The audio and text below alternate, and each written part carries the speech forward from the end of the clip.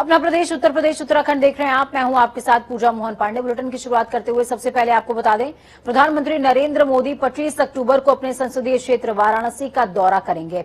इस मौके पर पीएम मोदी दिवाली से पहले अपने संसदीय क्षेत्र के लोगों को करोड़ों की योजनाओं का तोहफा भी दे सकते हैं। तो वहीं करीबन 1000 करोड़ रुपए की परियोजनाओं का शिलान्यास करेंगे।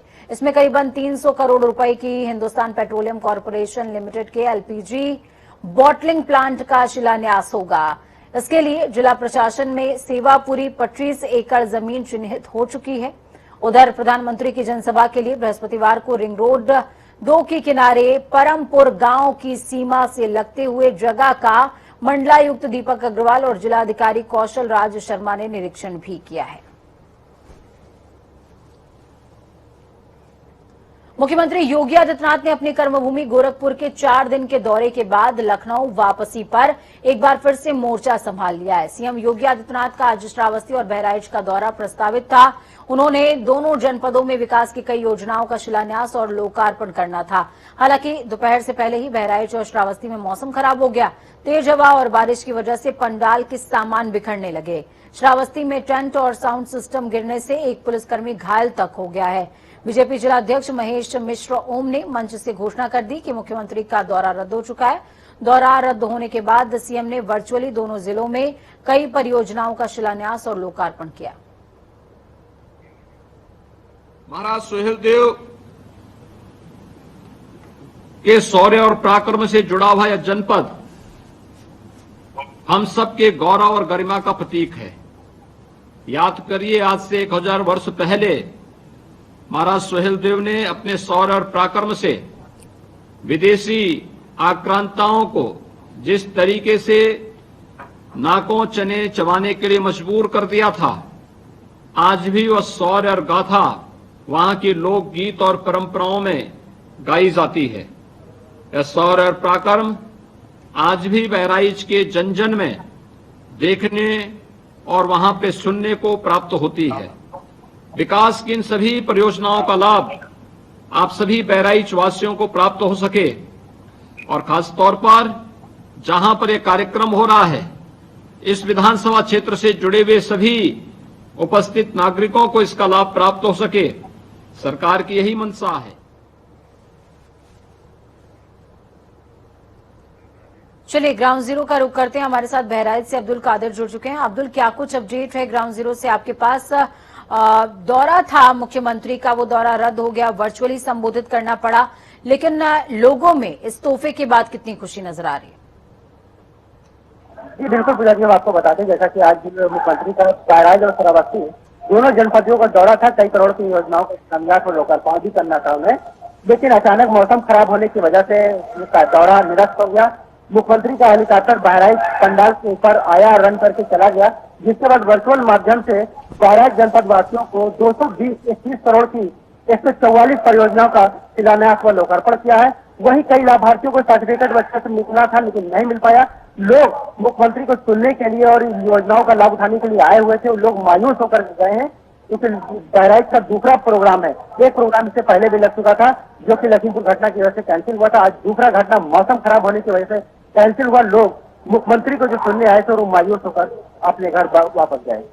ठीक है, बहुत शुक्रिया हमारे साथ जुड़ने के लिए अब्दुल। अहम जानकारी ग्राउंड जीरो से साझा करने के लिए। तो वहीं भारतीय जनता पार्टी ने उत्तर प्रदेश विधानसभा चुनाव 2022 की जोरदार तैयारियों के क्रम में प्रदेश में सामाजिक प्रतिनिधि सम्मेलन की शुरुआत कर दी है। बीजेपी ने 15 दिन में 27 सम्मेलन का कार्यक्रम तय किया है। लखनऊ के पंचायत भवन में पहले सम्मेलन में मुख्यमंत्री योगी आदित्यनाथ ने कुम्हार और प्रजापति समाज के प्रतिनिधियों को संबोधित किया। इस सम्मेलन में भाजपा प्रदेश अध्यक्ष स्वतंत्र देव सिंह ने प्रतिनिधियों को सत्ता और संगठन में भागीदारी की जानकारी दी। सीएम योगी आदित्यनाथ ने कहा, भारतीय जनता पार्टी राष्ट्रवादी विचारधारा को मानने और उस पर चलने वाली पार्टी है। बीजेपी सबके सुख की कामना करने के साथ ही सबका साथ, सबका विकास और सबका विश्वास चाहती है। आपके जीन्स में कला है, रचनात्मकता है। कला का मतलब रचनात्मकता है और उस रचनात्मकता को समाज के सामने प्रस्तुत किया। आज आप देखते होंगे चीन की मूर्तियां आनी बंद हो गई। अब दीपावली के दीपक भी यही बनने लग गए हैं, हर घर में बनने लग गए हैं और उसमें भी नए नए डिजाइनिंग आ रही है। मुझे याद है 2017 में जब हमें दीपोत्सव का कार्यक्रम अयोध्या में करना था, तो दीपोत्सव के उस कार्यक्रम के लिए हमें 51,000 दीपक नहीं मिल पा रहे थे और इस बार हम 9 लाख दीपक जलाएंगे अयोध्या में, 9 लाख दीपक। और ये अयोध्या और उसके आसपास के जुड़े हुए प्रजापति समुदाय के लोग ही बना रहे हैं सभी दीपक। उत्तर प्रदेश में 17वीं विधानसभा के उपाध्यक्ष पद के लिए नामांकन हुआ। भाजपा से सपा के बागी नितिन अग्रवाल ने नामांकन किया, तो सपा से सीतापुर के महमूदाबाद से विधायक नरेंद्र सिंह वर्मा ने पर्चा दाखिल किया। आपको बता दें कि अब 18 अक्टूबर यानी कि कल विधानसभा के उपाध्यक्ष के लिए मतदान होगा। ये पहली बार है जब चुनाव होने जा रहे हैं। उपाध्यक्ष संसदीय परंपरा के मुताबिक विधानसभा में मुख्य विपक्षी दल का होना चाहिए। भाजपा नितिन अग्रवाल को मैदान में उतारकर ये जताना चाहती है कि उसने संसदीय परंपरा का निर्वहन करते हुए सपा के ही विधायक का चयन किया है। नितिन के नामांकन के वक्त मुख्यमंत्री योगी आदित्यनाथ खुद मौजूद थे। उन्होंने कहा कि भाजपा संसदीय परंपराओं का पालन कर रही है। सबसे बड़े विपक्षी दल के लिए पद रिजर्व कर दिया गया है। भारतीय जनता पार्टी पूरी संसदीय परंपराओं का पालन कर रहा है और सबसे बड़े जो विपक्षी दल होता है उसी के लिए वह रिजर्व किया गया था। जब वो कैंडिडेट नहीं दे पाया, ये कैंडिडेट आए हैं जो सबसे बड़े विपक्षी दल से थे, तो उन्हीं को प्रत्याशी बनाया गया। ऐसे नितिन अग्रवाल को कैंडिडेट बनाया गया है और वह उनके कैंडिडेट के रूप में यहाँ पर आए हैं। उनका समर्थन करने के लिए हम लोग आए हैं, भाई संसदीय परंपराओं का सम्मान करने के लिए आए। पावर प्लांट में कोयले की किल्लत का असर अब दिखना शुरू हो गया है। यूपी के अलग अलग जिलों में, गांवों में 12 घंटे से ज्यादा बिजली नहीं मिल पा रही है। समय रहते प्लांट में कोयले की आपूर्ति नहीं हुई तो शहरों में भी कटौती का समय बढ़ सकता है। बिजली कंपनी के अधिकारी कटौती की बात नहीं मान रहे हैं, लेकिन ग्राउंड जीरो पर, ग्राउंड रियलिटी में अंधेरा नजर आने लगा है। पारिछा की 210 मेगावाट वाली यूनिट बंद हो गई है। वहीं ओबरा से क्षमता के अनुपात में 180 मेगावाट बिजली का कम उत्पादन हो रहा है। उत्तर प्रदेश राज्य विद्युत उपभोक्ता परिषद के अध्यक्ष अवधेश वर्मा ने यह भी साझा किया कि इस महीने अब तक सरकार को 350 करोड़ रुपए की करीबन बिजली खरीदनी पड़ी है। स्थिति ये है कि 6 रुपए प्रति यूनिट पैदावार वाली बिजली एनर्जी एक्सचेंज पर 14 से 17 रुपए प्रति यूनिट खरीदी जा रही है। तो ये तस्वीरें भी आप देख रहे हैं, साथ में आपको अहम ग्राफिक्स के जरिए सूचना मिल पाएगी कि दिनवार कितनी यूनिट बिजली राज्य सरकार ने खरीदी है।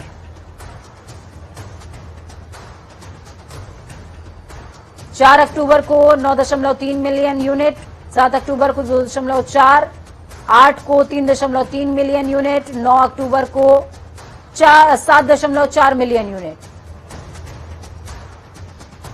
अब कहां बचा है कितना कोयला, ये ग्राफिक्स आपकी टीवी स्क्रीन पर।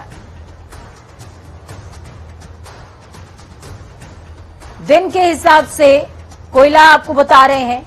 परीक्षा की अगर बात की जाए तो 1 से 1.5 दिन के बीच का कोयला यहां पर बचा हुआ है। ओबरा में 2 दिन का कोयला बचा हुआ है। तौकीर हमारे साथ में जुड़े हुए हैं। तौकीर, हम तमाम आंकड़े इस समय टीवी स्क्रीन पर दिखा रहे हैं। जिस दौरान हमारी आपसे बातचीत चल रही है उस दौरान तमाम आंकड़े भी तमाम दर्शक देख पा रहे हैं। कहां पर कितना कोयला बचा हुआ है, कितनी खरीदी, कितनी बिजली की खरीदी गवर्नमेंट की तरफ से की जा रही है। लगातार बिजली की जो समस्या है ये बढ़ती जा रही है। तौकीर, क्या इसके लिए किसी तरीके का बी प्लान बिजली खरीद के अलावा सरकार के पास नहीं है क्या?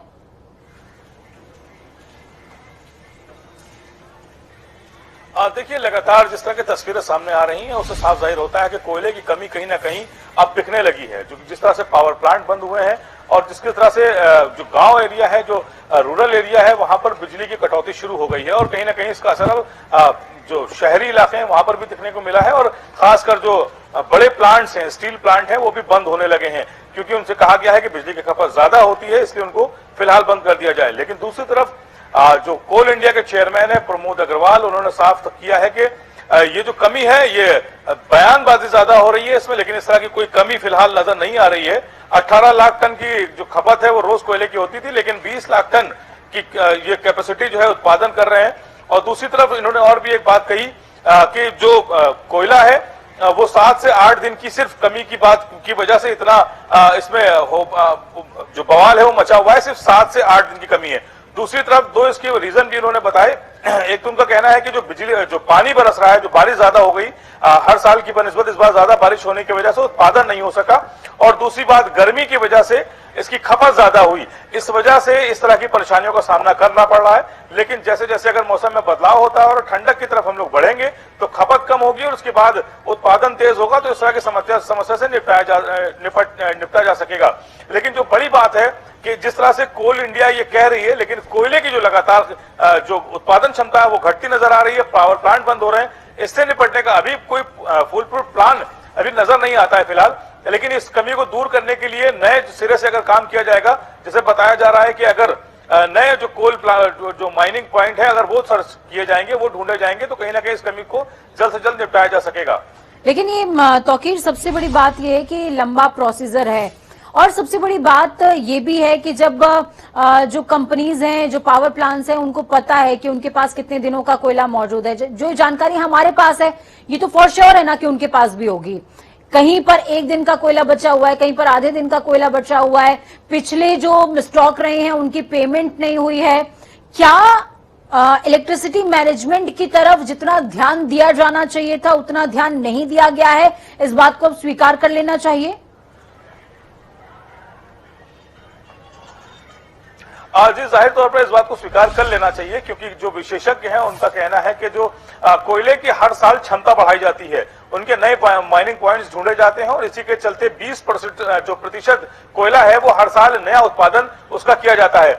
इसी के चलते जो भारत है वो सबसे बड़ा उत्पादन का जो देश है, सबसे ज्यादा यहीं पर कोल माइनिंग होती है, और हम लोग बड़ी सप्लाई भी दूसरे देशों को देते हैं। तो कहीं ना कहीं कोयले को लेकर भारत में कमी होना एक बड़ा सवाल है, और इसके पीछे कहा यही जा रहा है कि जो तैयारियां हैं वो पूरी नहीं थी, इसी के चलते सारी कमियों का सामना करना पड़ा है। और जल्द से जल्द अगर इसको नहीं निपटाया गया तो एक बड़ी मुसीबत से देश जूझता नजर आएगा। ठीक है, बहुत शुक्रिया तौकीर हमारे साथ जुड़ने के लिए, अहम जानकारी साझा करने के लिए। खबरों में आगे बढ़ेंगे और बात होगी देवभूमि की। उत्तराखंड के मुख्यमंत्री पुष्कर सिंह धामी अयोध्या में महंत नृत्य गोपाल दास से मिलने के लिए पहुंचे, उनका हालचाल जाना। नृत्य गोपाल दास कुछ सप्ताह पूर्व तबियत खराब होने के चलते हॉस्पिटल में एडमिट थे। लखनऊ के मेदांता हॉस्पिटल में उन्हें भर्ती किया गया था। स्वास्थ्य में सुधार के बाद उन्हें डिस्चार्ज कर दिया गया। आपको बता दें कि अयोध्या में श्री राम जन्मभूमि तीर्थ क्षेत्र ट्रस्ट के अध्यक्ष महंत नृत्य गोपाल दास की तबियत 3 अक्टूबर को अचानक से बिगड़ गई थी, जिसके बाद उन्हें लखनऊ के मेदांता हॉस्पिटल में एडमिट कराया गया था। उत्तर प्रदेश के चुनाव से पहले नेताओं का दल बदल जारी है।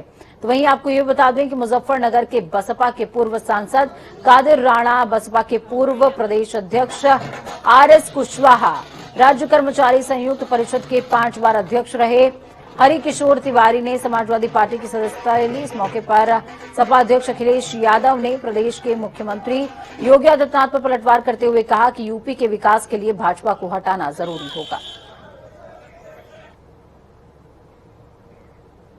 महंगाई बड़े पैमाने पर बढ़ी है और तमाम हमारे गरीब मजदूर ऐसे लोग हैं, ऐसे परिवार हैं जिनके पास आज खाने का इंतजाम नहीं है, भर पेट खाना भी नहीं खा सकते।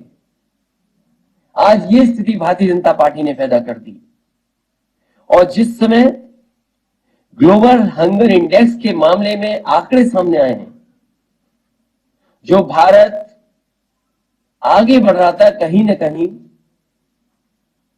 भूखमरी से लड़ना था जिस भारत को, यहां की सरकारों को वो इंतजाम करने थे, लेकिन वो इंतजाम नहीं किए। आज भारत पाकिस्तान, बांग्लादेश, नेपाल से भी पीछे छूट गया, क्योंकि पूरी पढ़ाई चौपट कर दी भारतीय जनता पार्टी की सरकार ने। पूरी पढ़ाई बर्बाद हो गई है। आज पढ़ाई का कोई इंतजाम नहीं है।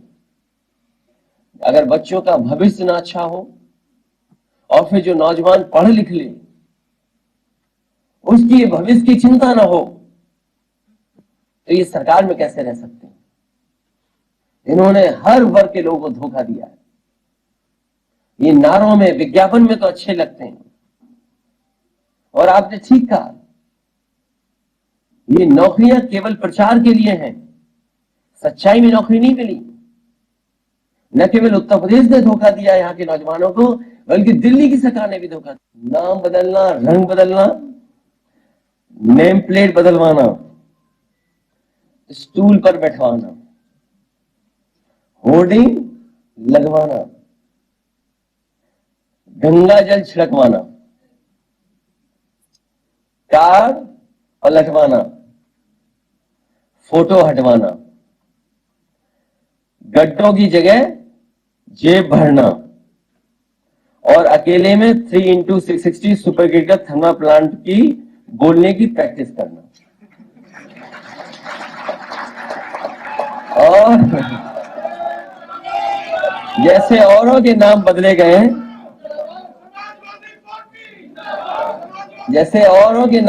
गए, हो सकता है आसानी के लिए प्लांट का भी नाम कमल प्लांट कर दिया जाए।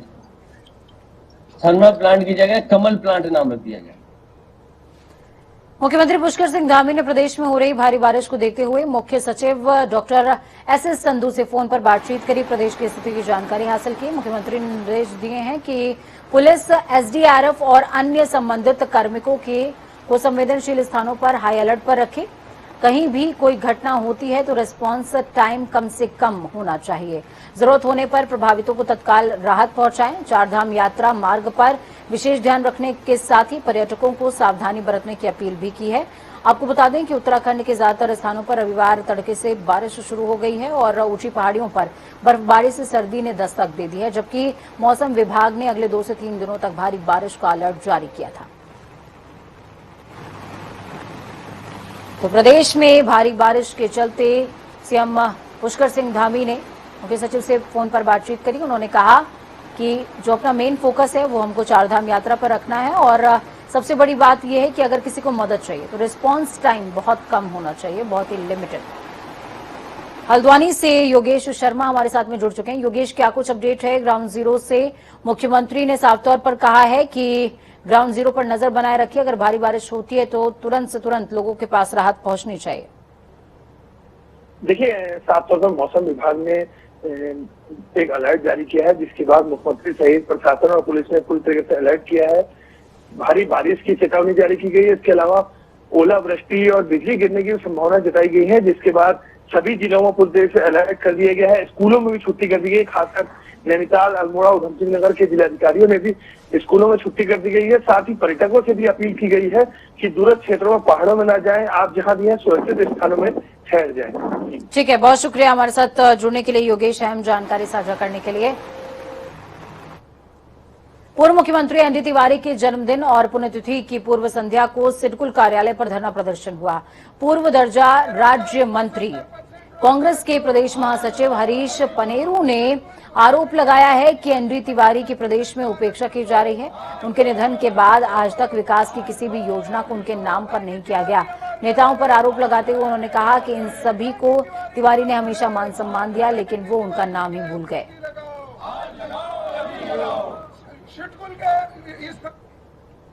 प्रदेश को सबसे ज्यादा राजस्व देने वाली गौला नदी में अभी तक खनन शुरू नहीं हो पाया है। आमतौर पर खनन का काम 1 अक्टूबर से शुरू हो जाता है, लेकिन इस बार खनन सत्र में बहुत देरी हो चुकी है। गौला और नंधौर दोनों नदियों में पानी का जलस्तर ज्यादा होने की वजह से खनन कार्य करने में देरी हो रही थी। जानकारी के मुताबिक दोनों नदियों में खनन का काम 1 नवंबर से शुरू किया जा सकता है। वन निगम ने खनन शुरू कराने को लेकर तैयारियां तेज कर दी हैं। सीमांकन का काम पूरा कर लिया गया है। वन विभाग के अधिकारियों के मुताबिक खनन क्षेत्र में देरी की वजह से राजस्व में कोई खास फर्क पड़ने वाला नहीं है। तो वक्त यहाँ पर छोटे से ब्रेक का होगा। ब्रेक के उस पार खबरों का सफर लगातार जारी है। बने रहिए जनता टीवी के साथ, क्योंकि हमें आपकी ताकत, अपनों और अपनों का बहुत ज्यादा ख्याल रखें। नमस्कार।